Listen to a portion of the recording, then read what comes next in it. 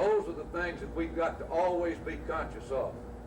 Leadership is better tomorrow than we are today, and better today than we were yesterday. With promotions comes additional responsibility criteria by which you get promoted. Don't let anybody. Those who do not get promoted, and there's some good ones who do not, can take one of two routes. You can suck it up, go out and demonstrate that you've got the right stuff, and demonstrate the fact that you've got the leadership potential. Go and do the job, and you get promoted. You go off and sulk, and pout, and you can sue from now on, and I'll stay in a nursing home and litigate. Here we go, Councilman. Police Officer Investigator Mabel King.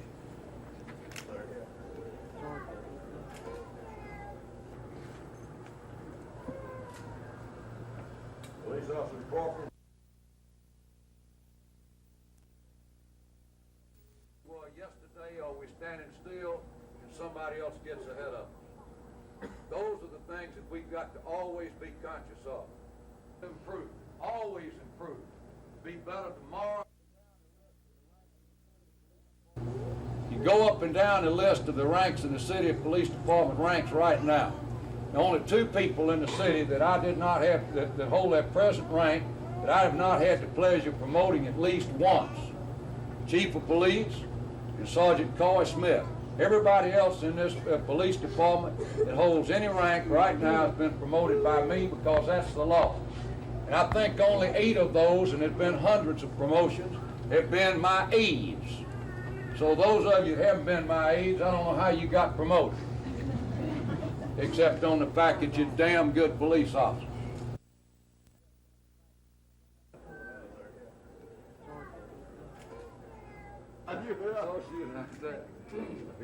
Police Officer Investigator Robert Stanhope.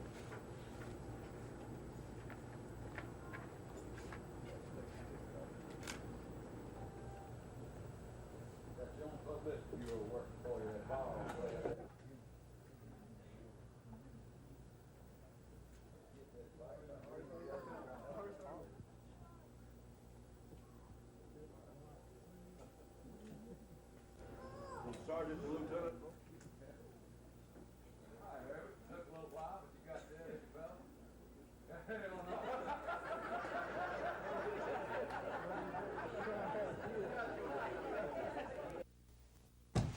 Hello. I'm Deputy Rabies Inspector, and I'm here to check to see your certificates on your dogs. Oh, yes. Just a moment. I'll get them for you. This Deputy Rabies Inspector is checking for the certificate that says the owner's pets have been vaccinated for rabies. This is when she was shipped to be bred, and we got a state certificate, but that's her certificate for her rabies there. That covers it. If not able to produce that, the pet owner will be issued a citation with a $6 penalty and 3 days to have the pet inoculated at the veterinary clinic of their choice and to pay the fine at that time. Pace is leading some 24 deputy inspectors on a door-to-door canvass of Montgomery County. He says he's got the manpower and the enforcement power to put the brakes on a possible rabies outbreak. Pace says city and district court officials and veterinarians are cooperating in this effort. Any time that we've had stray dogs or any dog that comes in contact with a rabid animal, which we've had, 4 rabid coons reported this year, it constitutes an additional threat for the spread of an incurable disease. Pace says if an owner does not have his pet vaccinated within 3 days of a citation, the owner will get a summons to appear in court and can be fined $25 to $100. Pace says he's not trying to write a lot of citations. He's trying to get owners to take their pets to a vet clinic. Susan Silvernail, WSFA TV News.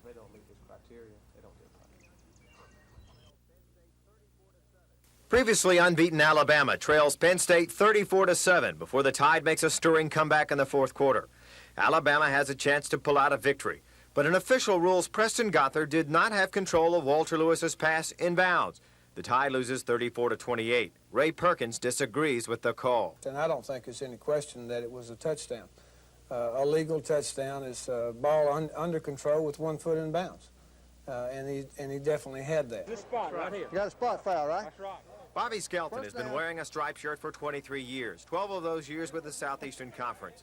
He was not working the Penn State-Alabama game, but Skelton says judgment calls like the one that went against the Tide are the most difficult to make. It was real unfortunate. Somebody should have helped the guy, no doubt about that. But Coach Perkins is right. It's bad, but we have to have them. We're part of the game, and nobody's ever going to officiate a football game with a computer, and they're not going to do it with tape replays or anything like that. You got the human element in there, and that's all it is to it. There have been some ugly incidents over the years whereby officials have been harmed by overzealous fans. Although the incidents are newsworthy, Skelton says they often go unreported. The roughest thing I guess an official has to look for is probably a TV game where some crazy idiot wants to get on TV. And I'm glad that some of these people just have a policy that won't show that. I think about 99 and 44, 100% of every fan that ever goes to a football game is a good fan. We kind of get worried about that small fraction of fan that has done something like that. Although officiating is a part-time job, Skelton says prospective officials go through a lengthy application process. Sometimes we have some people that probably are good officials that can't pass the credit checks and the FBI checks and security and things along that line. It's the people that understand what's going on, what's trying to go on, and what they're trying to do that can make a good football official.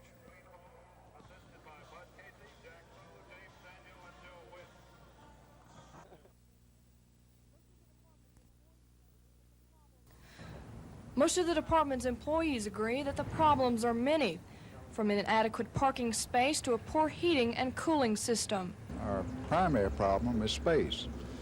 We do not have time for or space for our people to work.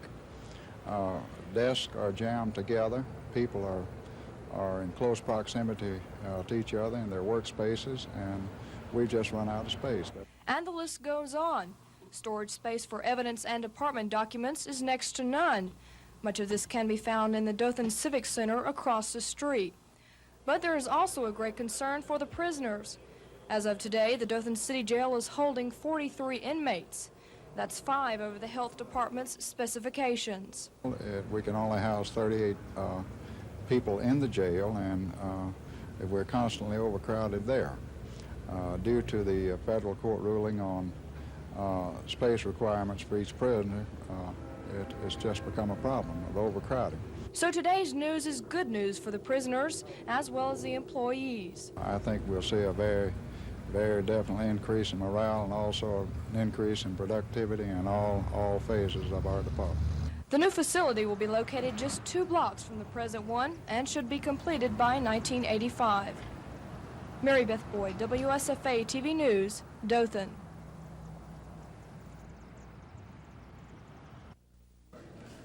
The jury selection took a day and a half, and a pool of 50 potential jurors were questioned before both sides began opening arguments.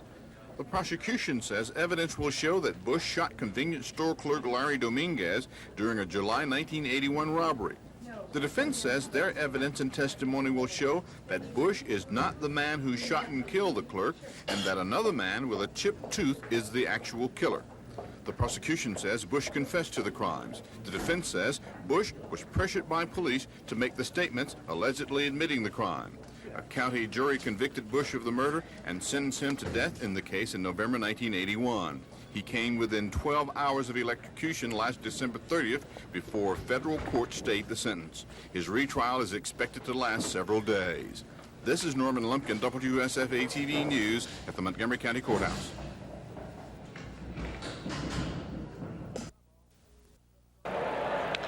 That is going to be trouble. Let's see if Smith throws him out. Safe. At the Dodge, bottom of the 6th. That's going to be tough for Ramirez. Can he get him? No.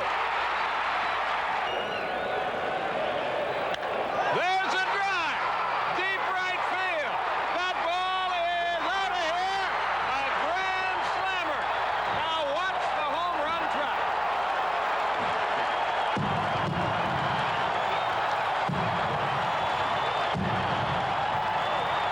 Not so bad.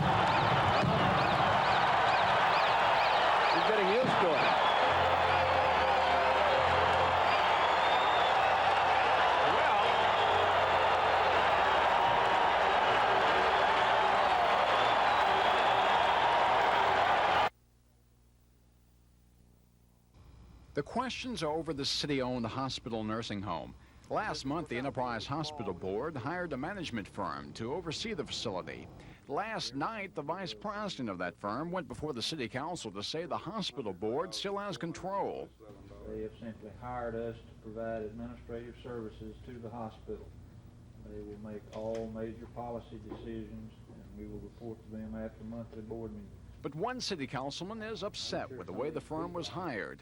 During the meeting, the best that I can get, there was some highly irregular, improper, and even possibly illegal procedures used. I believe if you'll study the minutes and see what the minutes have to state, they speak for themselves in black and white. Hospital Board Vice President Bruce Donaldson says something had to be done after the hospital lost money last year. The hospital alone last year, I don't care what anybody says, the hospital alone lost around $300,000. And this year it's projected to lose a little bit more than that. But not all hospital board members are happy with the decision.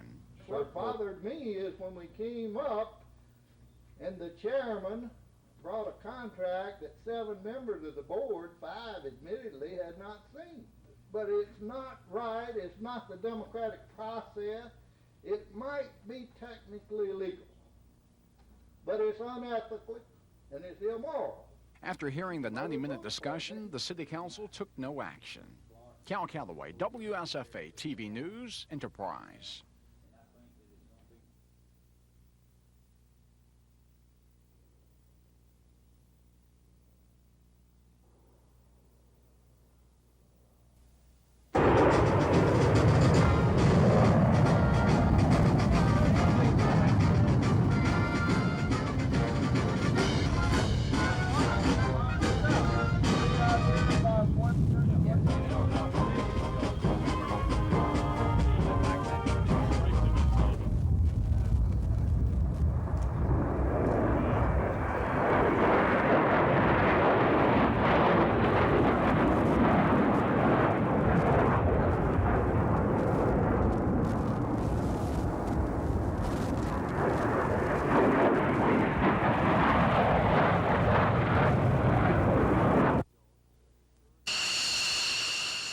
Major Jones is in his 3rd and final year with the Thunderbirds. He's seen them at their best and at their worst. He was a solo flyer in 1982 when 4 of his fellow Thunderbirds died in the worst crash in the history of the precision flying team. For Haas, the best of being a T-Bird is flying the F-16.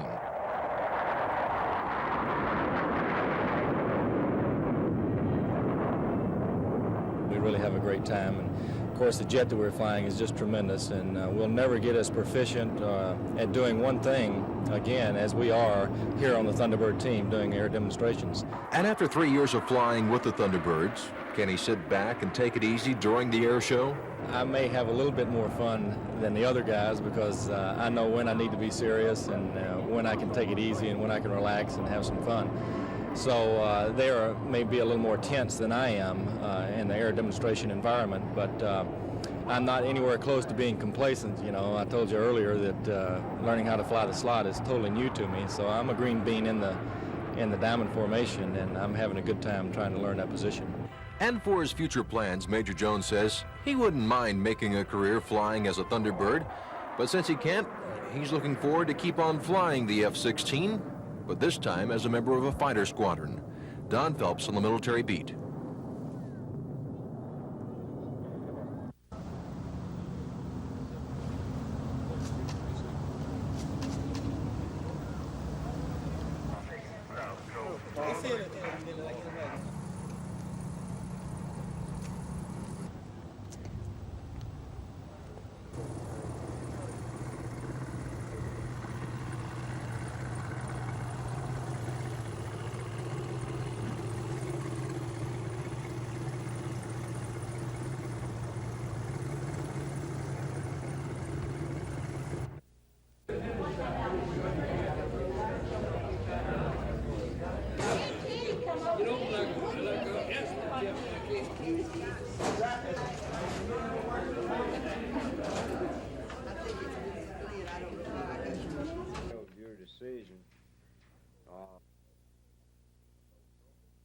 I tell you, I'm just most humble.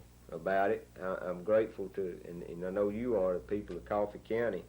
I think that this tells the state that people in this county are concerned about education. I think there's a real message here. It's gratifying to me to be superintendent in Coffee County. I know it is to you to be on the board. Because that's what's been said. You don't have to notify them of any right to appeal. All you have to do is to notify. I recommend that we change our policy in keeping the written 8 positive. That means mistakes made it. Well, Frank, that's what I say. 87-13. If you'd have had a referendum to give everybody. No, let's just wait. Just 2 of them.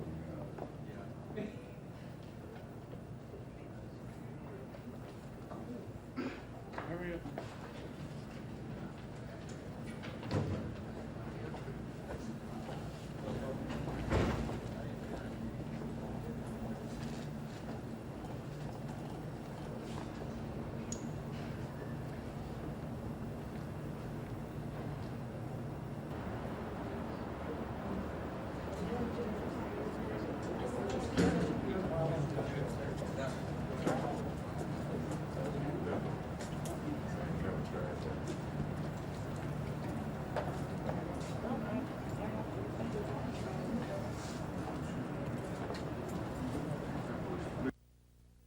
Of your sportscast.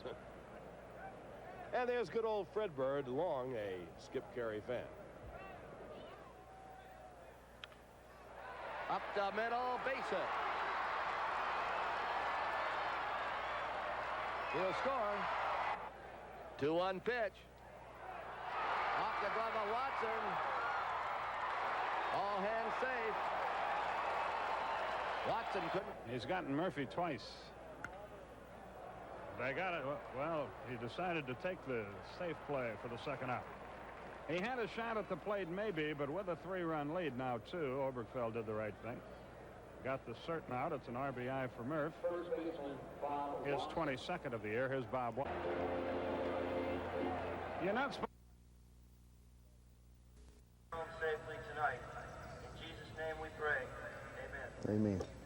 We try to get there about an hour and 15 minutes before game time. And then we go out on the field as a group 30 minutes before game time, and the referee and one of the other guys will walk around the field, and we'll check the pylons and the sidelines and the team areas and things along that line. And then we go out for the toss 25 minutes after the hour or 5 minutes before kickoff time. Hi, fellas. Back him up over there, Ronnie. We try to kick it off right on the minute because of the radio or TV or whatever it might be. If it's a radio game, we control it. With anytime there's a score, we always give them 1 minute between the score and the next kickoff. Turn him loose. If you don't have a very good sense of what's happening in a football game and your judgment is not very good, those people kind of fall by the wayside. It's the people that understand what's going on, what's trying to go on, and what they're trying to do that can make a good football official. I got a 2-yard violation here on the spot right here. We got a 2-yard buffer zone, 5-yard interference, no contact. The White's got the ball, but it's going to be a. That's right. Right here. We'd rather get our heads together and come out with the right decision. Anytime that a rule, that we have some differences in thinking on a rule, we'll get together. A judgment call is a man's own judgment. Oh, y'all got the same thing? I don't know. We got 2 flags here. Ronnie's got 2 flags down. I just lost my spot. On the run back? Yeah, on the run back. Clip on the run back? We don't do this for the money in the Southeastern Conference. Of course, that money helps, but you have to have a little bit of love of the game. I have a lot of respect for anybody that wears a striped shirt. It's wide. It's wide. It's no good at a flag on the play.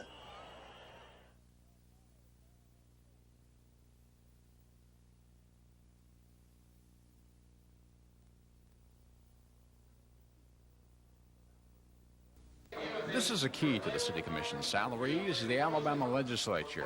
It's a legislature that now sets the salaries for Dothan commissioners. The bill now in Montgomery would give the authority to the commission itself. That's the way it's done in most Alabama cities. Everybody else sets their own. There's only 3 in the state that the legislature does not set. But not all Dothan citizens are happy with the bill. The City Commission this week heard from 2 of them. That method has been working in the past. You know you face the voters after you've asked for it. Then I don't see anything wrong with going ahead with the old system that you've had. I think that if you wanted to find out how the public feels, then you might submit that to a referendum, and I think that you would find there that there is a lot of disagreement with it. The first thought of this was as to where the legislature does not have to take the heat. Let it be home rule, and if I sit here and raise my salary, then you don't talk to somebody in Montgomery, you talk to me about it. Dothan's mayor says he and the commissioners now work full-time hours for part-time pay, so salary increases are needed. I would not be in favor of increasing any salary that I would benefit from in my term. I am in favor of increasing the salaries of the City Commission. Cal Calloway, WSFA TV News, Dothan. The salary is too low. I think research will show that it's too low. In fact, Carol printed a good article this morning.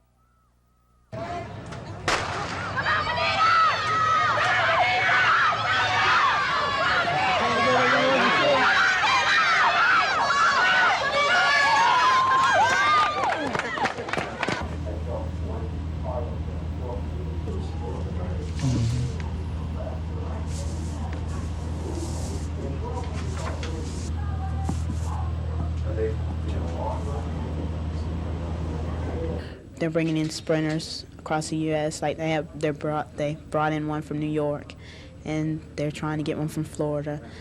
Their program isn't on top right now, but in about 2 or 3 years, I think it will be.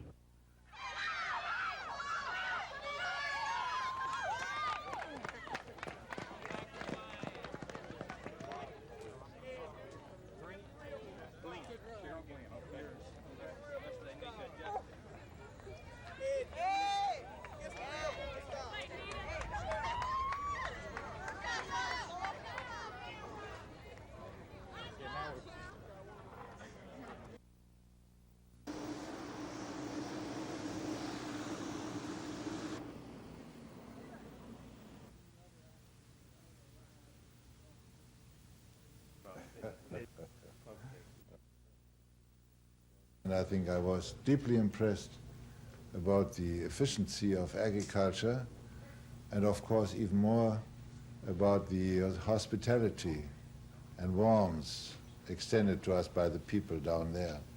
And I must say I would not have expected to get so much out of one single day, but that's due to the kindness of the people in Alabama, and I'm really grateful for that.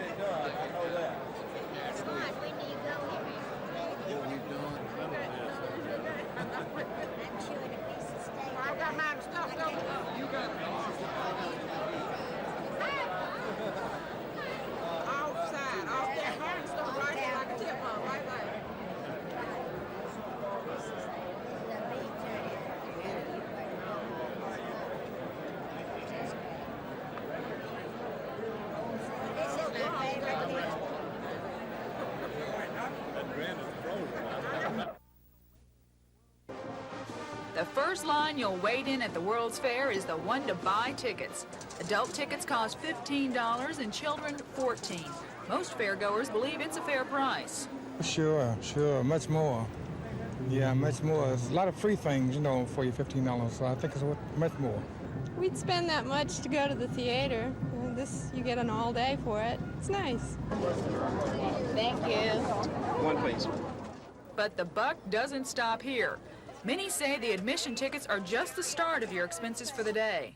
You'd spend at least $150 out, you know, just on food and things you want to buy in the rides, and that's kind of a lot. I think it'll discourage people from coming more than once. The price is overrated. It shouldn't do that because No, you can't expect people to come 3, 4, 5 times when they're going to spend a minimum, 2 people, a minimum of $100 a day here. If you're a fast walker and come when the fair opens at 10 in the morning, you just might be able to see everything by the time the fair closes at 10 that evening, because the lines so far aren't bad at all. Yes, it wasn't too bad. It was about a 30-minute wait. I don't know, 20 minutes. But they move quite fast. We didn't have to wait any more than 10 minutes any place. Many believe the lines will get longer when school lets out for the summer. Fair officials hope the crowds are twice as large. Fair goers hope they're twice as small. If you come to the fair, wear comfortable shoes, bring a pocket full of money, and you might even enjoy the fair more if it's your dad's money that you're spending. It's great. I love it. It was good. It was great. Another great thing about the fair is the food. We'll give you a sampling of the international cuisine tonight at 10. Lisa Walsh, WSFA TV News at the World's Fair in New Orleans. Banana, that's about. The choice won't be easy. The World's Fair has more than 200,000 square feet of restaurants and concession stands. But you may want to saunter into the Philippine restaurant and try turon, otherwise known as fried bananas. Banana, it's wrapped in a rice wafer, which was made, we make these daily fresh. And we also use the rice wafer, we have a egg roll type, it's called lumpia. It's filled with sauteed pork and vegetables, wrapped up, deep fried, topped with a sweet and sour sauce. And then the other gentleman is skewering pork. It's been marinated in vinegar, soy sauce, and other spices, and that's charbroiled. But perhaps Creole cooking New Orleans style is more to your liking. To please those with Cajun palates, Chef Leon West cooks 100 pounds of red beans and rice, 80 gallons of jambalaya, and 150 pounds of crawfish a day. But maybe crawfish bisque is not what you had in mind. You want something a little different, like squid, Japanese style. Then order sushi or sashimi. If you're not a squid eater, then try the shrimp tempura. But you say the kids don't like seafood? Then take them to the European community's Italian restaurant. Everybody likes pizza, but does everybody like mandu kook? Get yours at the Korean restaurant. We have a pork, beef, onions, and vegetables, and he mixed it with the mixer. And as you see, this flour pieces, he's going to make a round like this. That's what he's making right now. And for those who would rather keep international cuisine foreign to their stomachs, there's always the good old American hot dog.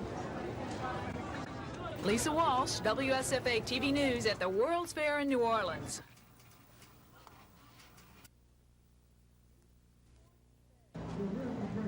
Meet Seymour DeFair. He's a 6-foot pelican who is the World's Fair's mascot. His character coincides with the fair's theme, the world of rivers, fresh water as a source of life.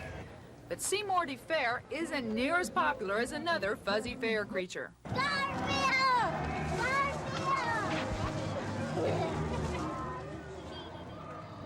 And who is Garfield and where is he from? Well, he's 23-year-old J.T. Thomas of Opelika, who got some training for his Garfield character when he was Obby at Auburn. It's very special. I think it's a very specialized area of acting, and it takes a special type person to deal with it. And Garfield, he's great. I mean, he's me a lot of times when I'm inside the costume. It gives me, it's like that alter ego that everybody has, or it's a special way of dealing with it. One thing JT has to deal with as Garfield is the heat. He says it can get up to 150 degrees inside that costume. I mean, it's hot, but it's a great feeling, because you're with the kids, and you get to see so much out of there that other people don't get to see. The first reaction of a child seeing you, and that is Garfield to them. It's a very special type thing. Bye, Garfield. All right. Lisa Walsh, WSFA TV News at the World's Fair in New Orleans.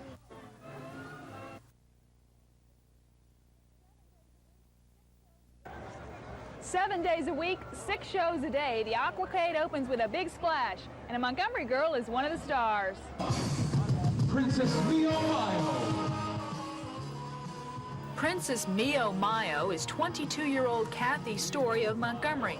She's a recent graduate of Florida State University and now is a synchronized swimmer at the World's Fair Aquacade. A little bit of everything. Most people think of it as the Esther Williams days with water ballet, which now modern synchro is more athletic. It's a dancing in the water, but it's an awful lot of skills where you need a lot of dance background, a lot of swimming workouts, underwater skills, breathing, it's just a combination of everything. Kathy is one of 35 girls in the show. Vasa Gerasimova is another. Formerly a swimmer for the Russian national team, Vasa defected from that country 2 years ago. And although she wouldn't talk to us about why or how she defected for fear of reprisal from her homeland, she would talk to us about the fair. First time I said no because I was so busy studying and working. I said no, but then I just changed my mind. I said, why not? I have to try. Maybe it will be last time in your life, it's going to be a lot of fun. So I decided. Has it worked out like you thought? Yes. Oh, yes, very much. It's going to be a lot of fun. I love it already. How does this compare to the swimming you were doing in Russia? Is it similar or? Oh, it's big different. It's big different. I never danced before. Now I'm dancing. We are dancing. In addition to the dancing swimmers, you'll also see members of the U.S. diving team performing dives that brought home the gold from the Munich Olympics. And it's all free with admission to the fair. Lisa Walsh, WSFA TV News at the World's Fair in New Orleans.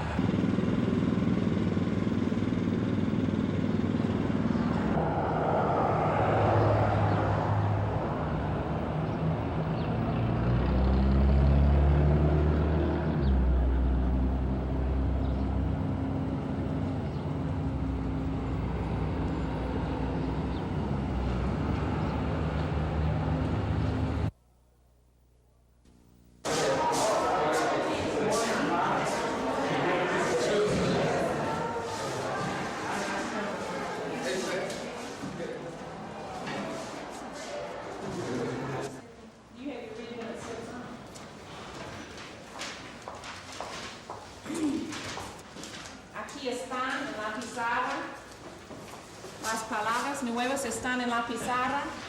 Escuchen y repitan. ¿Entienden? 10. Una ciudad. Repitan. In Spain, it is not considered to. What do you notice about the day? Steadily increasing since 1980 in all subject areas in all 3 grade levels. Taking the math test, 85% passed. And out of 1,145 students, our expectations are high because our needs are great and our goals vital. Provide our boys and girls. We have a nationally recognized plan in place, and we're now receiving the support. At Marbury High School in North Autauga County, work started this week to remove asbestos from beneath the school. As in many other schools in the state, asbestos was used here to cover steam heating pipes, and removing it is a tedious job. Workers must seal every opening so no dust will escape, and they must wear special protective suits. But despite these precautions, some parents still fear their children could come in contact with asbestos dust. They were a little over-concerned, I think, and carried a couple of them home. I've had another parent that called, and I explained what was happening and all the precautions that were being taken. There's no threat to any students that you know of? No, no threat that I know of. In any event, state school officials hope that everyone's worries will soon be laid to rest. They predict at least 95% of the asbestos removal statewide will be done by the start of school next fall. When asbestos was put into this school more than 20 years ago, it was not seen as a major health threat, and little has been said about it in all these years. So to some it may seem ironic that the state has now put such a high priority on asbestos removal, a priority that ultimately may cost $50 million. Tom Foreman, WSFA TV News in Marbury.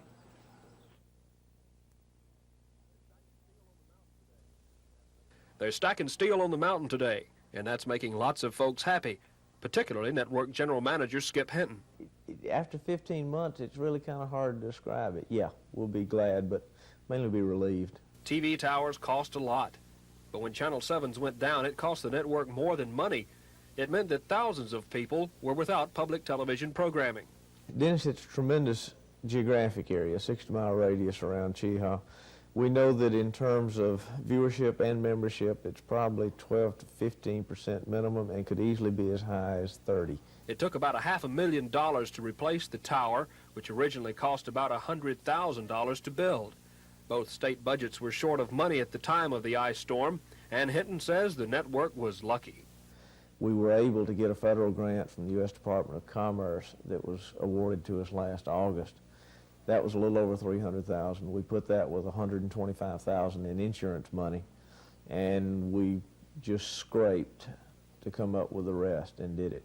If the good weather holds out, viewers in east central Alabama might see Channel 7 back on the air for the first time in more than a year. Dennis Latham, WSFA TV News.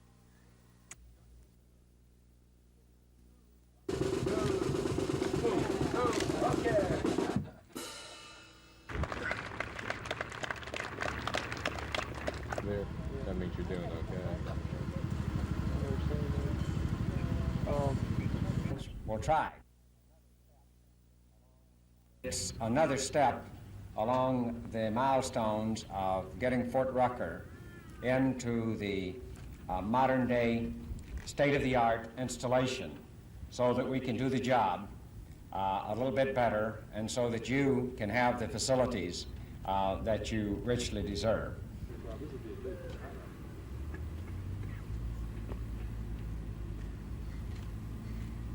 Aviation medicine. That portrait will be hung in a distinct place of honor. At this time, I walk in this front door here and get the quality of medical treatment that you deserve in a facility.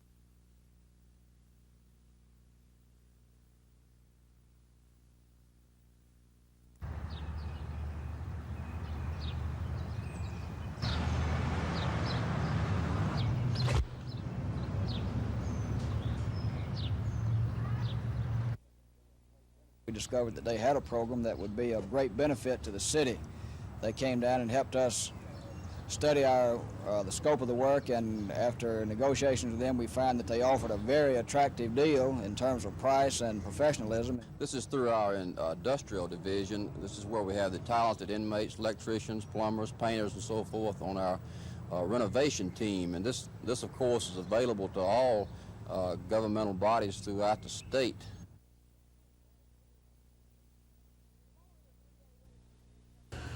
Following a 3-day wait at the Houston County Jail and loaded down with personal belongings, 18 illegal aliens were boarded onto vans and a trip home.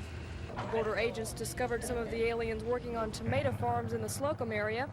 Paid minimum wages, the workers had been living in shacks, barracks, and a deserted schoolhouse. The United States arrests over 1 million illegal aliens each year, but they'll continue coming back as long as employers are willing to hire. There's no law in hiring illegal aliens at the present, and the jobs are here. There are no jobs in Mexico, and they're coming over here to make a living. The border agents say these men know they've committed a crime, but they also know that they won't be prosecuted. If we tried to prosecute every alien that we arrested, the courts just could not handle it. They've got other cases of more importance than just illegal aliens. You would have a docket that you would have to have, I don't know how many judges, it'd be quite a few. Immigration law provisions before Congress would make it a crime to knowingly employ illegal aliens, but it would also give them a chance to become American citizens. But until then, border agents say they're fighting a losing battle. They'll return and we'll come back from time to time. We'll come mostly, they're here for agricultural jobs, and there's only certain times that they will be around here, and we know what these times are. And as they return, they'll continue to cost taxpayers $70 million a year in detention and deportation costs. Mary Beth Boyd, WSFA TV News, Dothan.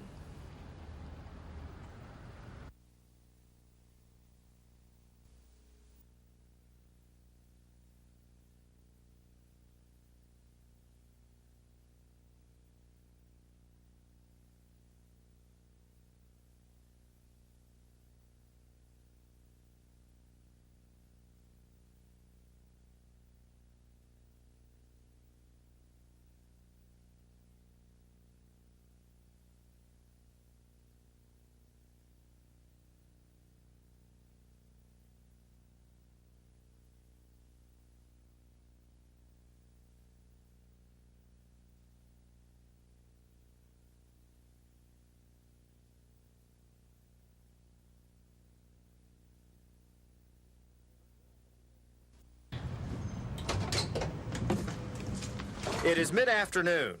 64-year-old Roky Fajardo, a part-time delivery man for Country Club Rexall, is making his final run of the afternoon. Later at his home, Fajardo is looking over a manuscript. An accomplished author, Fajardo writes primarily on alcoholism prevention. But his first love is running. I took up running when I was 52. And then one thing led to another. I got in a 10-miler, and then finally a marathon, and it changed my life. I am healthier today at 64 than I was at 44. Roky's running has been well received at the office. His boss is a veteran marathon runner. Well, I hope that when I hit his age that I'll be able to be in as good a shape as he is. You can tell the endurance is there. You never have any problem with people that are in good shape at work.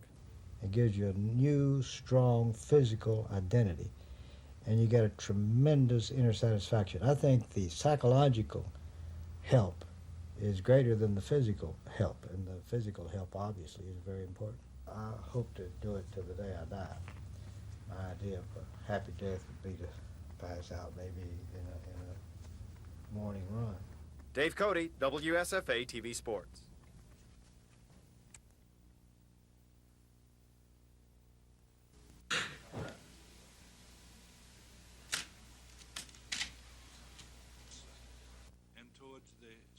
Station.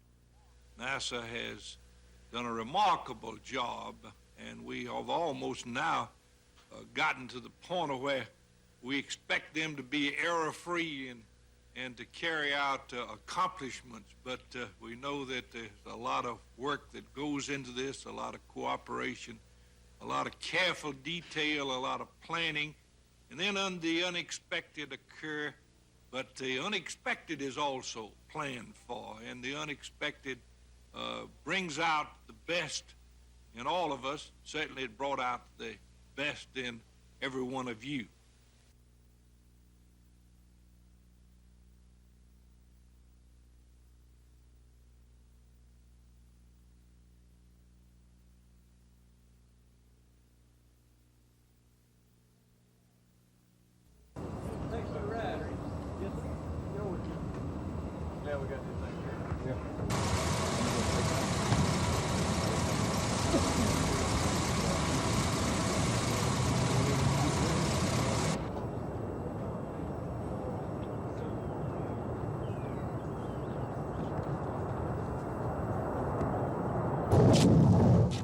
Still George.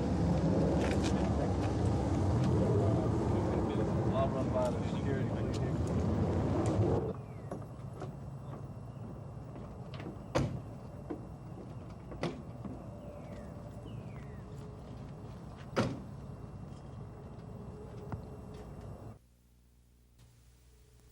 about twice a week. And it took the weight off me because I wasn't eating it. It took the weight off me. No, All right. Ease into it. but the leg exercise.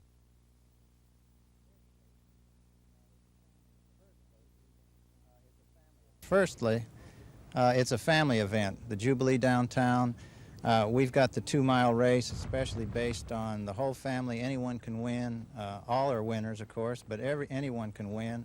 The 10K this time, we have awards 5 deep, so we offer a little for everybody.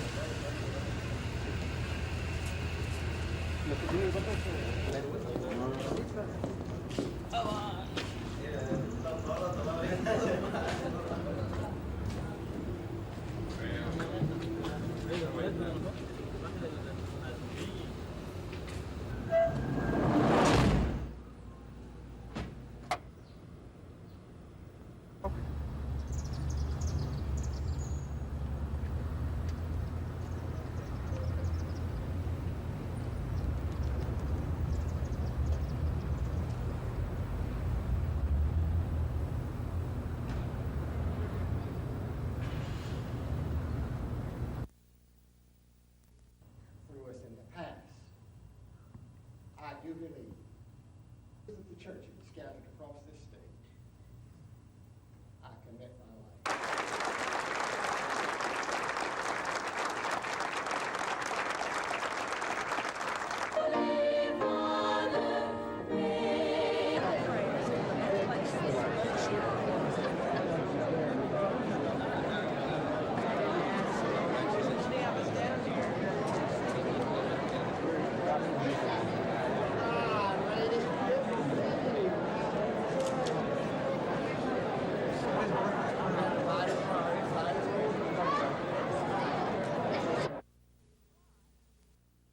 You can fly, take the bus, drive your car the 320-mile trip from Montgomery to New Orleans and pay $4 to $12 a day for parking once you arrive, or park your car in Mobile free and take a train to the fair. Rates will be going up in June, but currently one-way tickets from Mobile to New Orleans are $24, round trip $36. Children under 12 ride for half fare. A shuttle bus will take you directly from the New Orleans train station to the fair. The cost is $2.50 per person. For more information on Amtrak, call 1-800-USA-RAIL. If you stay in downtown New Orleans where the fair is, hotels are between $90 and $130 a night. 20 miles outside of town, rooms are about half that. Tickets to the fair are $15 for adults and $14 for children. Of course, once you pay to get in the fair, most everything's free, but the rides will cost you. The monorail is the only free ride. Other rides range from $1 to $9 per person.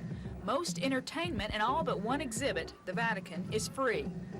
Food prices inside the fair vary. The same size soft drink may cost you twice as much at a different concession stand, so shop around for good prices. Opinions about how long you should stay to see the fair range from a day to a week, but how long you actually stay will probably depend on the size of your wallet. Lisa Walsh, WSFA TV News at the World's Fair in New Orleans. Who need help. It's just a pleasure to have council members to work with us in this effort. And I will point out, was just like a father to me too. Present this check of $75,000 and to acknowledge also the presence of my doctor. You know, I got a lot of y'all doctors. One doctor.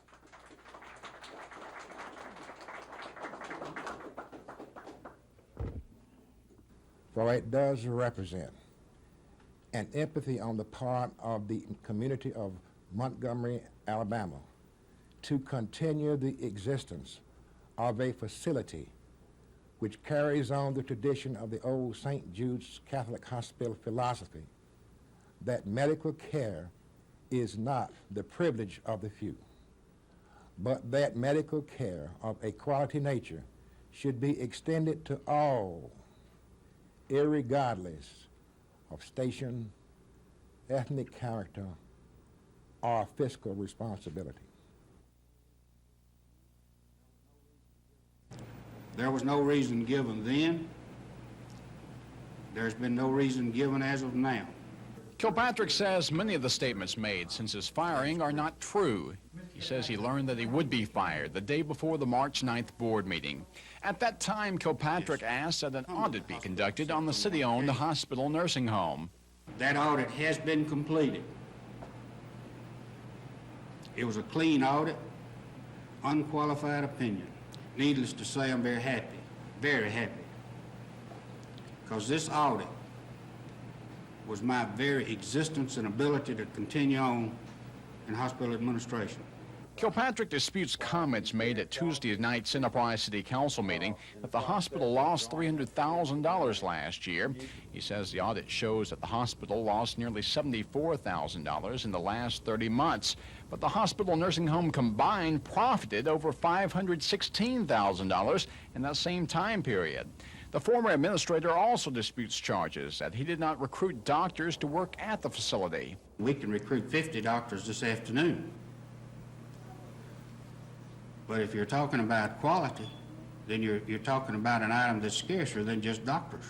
So this has been our holdup. The controversy over the situation may not be over. Hospital board member Frank Clark, who's been critical of a firm being hired to oversee this facility, says he may issue some sort of statement next week. Cal Calloway, WSFA TV News, Enterprise.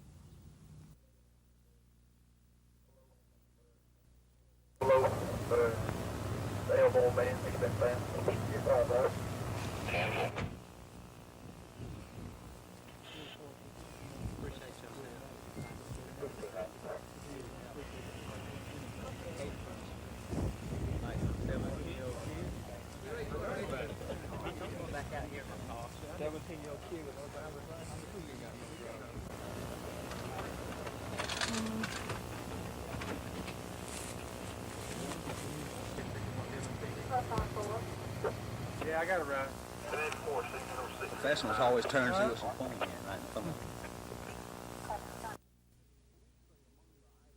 Police say among the items taken in the series of break-ins was a $10,000 corn collection. Major John Wilson says this is one of thousands of burglaries committed during the past 12 months.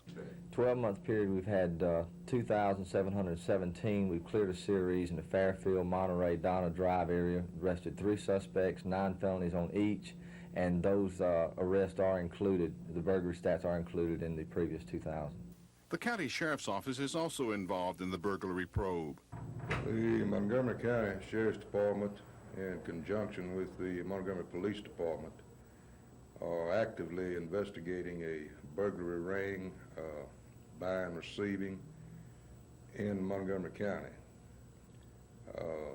The case is, like I say, actively going on at this time.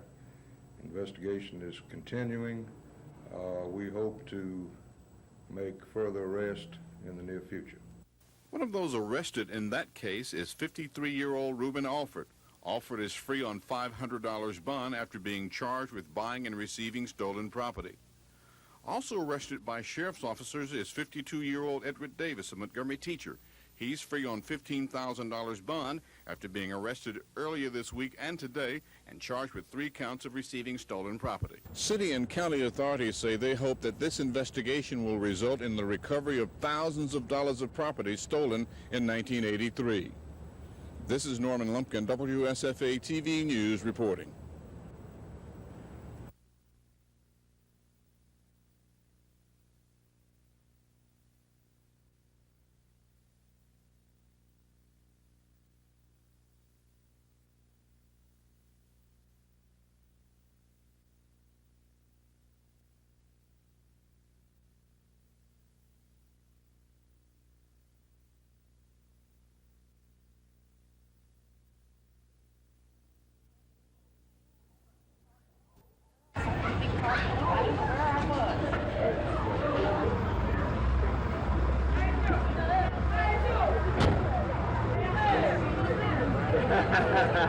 This is the guy that ought to get captured, but he's still the governor. He's one of the first.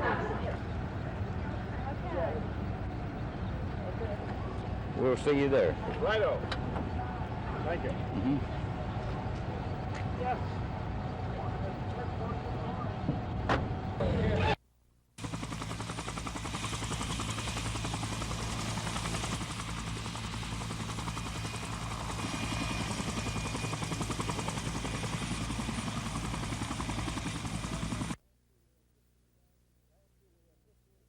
Last year we had 15,000 people here. This year we expect more.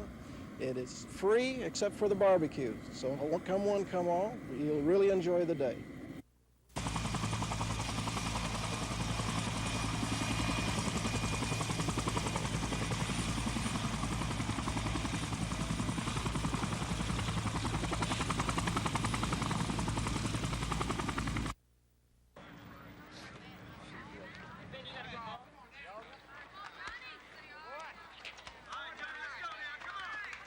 Buy another ticket to re-enter. All right.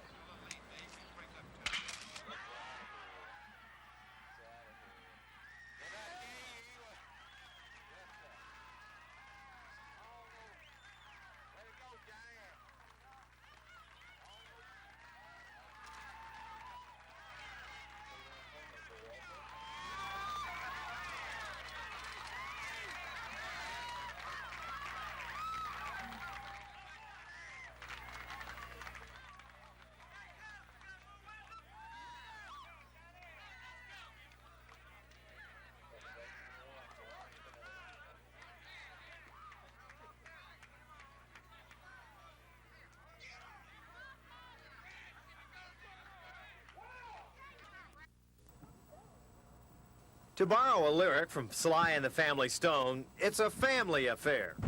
Running, that is, to the Larson family of Bankhead Drive. David Larson and 3 of his children will compete in Saturday's 2-mile Jubilee Fun Run for the 4th straight year. His wife, Barbara, who prefers the longer 10K run, is sitting this one out. The Larsons are firm believers in the old saying, a family that runs together stays together. It's a good family activity. It's helps keep us all healthy and keeps weight down on Daddy. The Larsons, who usually run together at least 3 times a week, have competed as a father-son team and have done well. It's the rewards for running that keep young David interested in the sport. I just think it's a real competitive sport because I've got people who run all the races, and it's like I see them every race, and I'm always just going against them because there's one guy who always beats me, and I'm really trying to beat him all the time. The Larsons will not be the only family running tomorrow. The race organizers say the success the Jubilee runs have enjoyed is due to the Larsons and other families like them.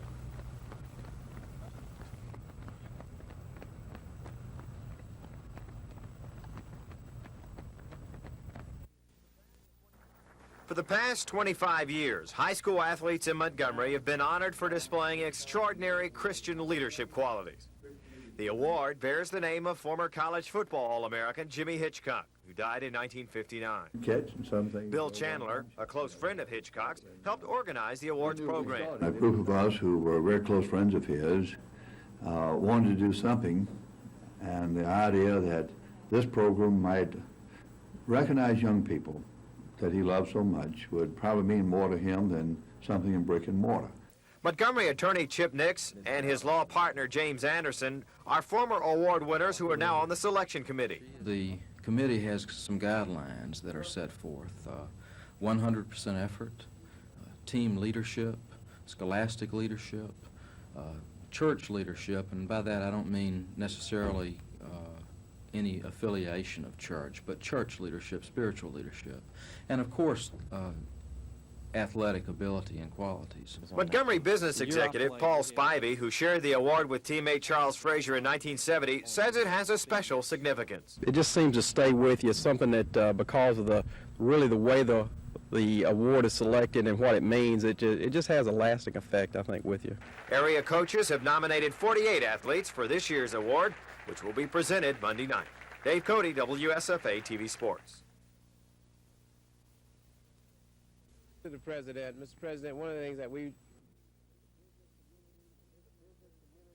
the business community in this country is not making jobs available for young people. Therefore, this new proposal, which will give a tax incentive to the business community to employ young people less than the age of 20 this summer from May to September 30th, is scheduled to generate, if it passes the Congress, some 400,000 jobs for young people who badly need it.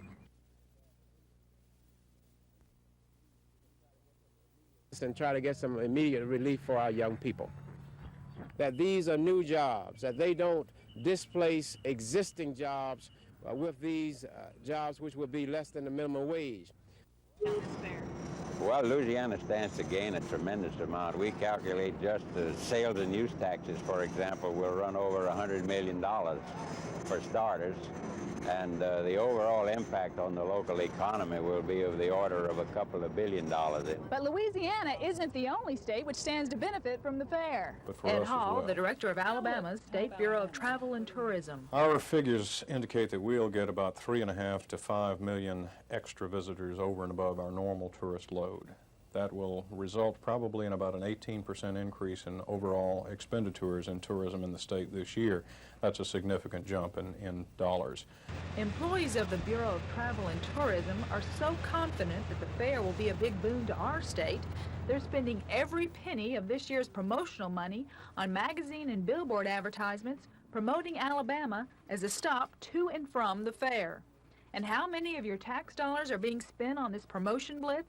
Altogether, with the media, our direct sales efforts, all the various facets, it's in excess of $600,000.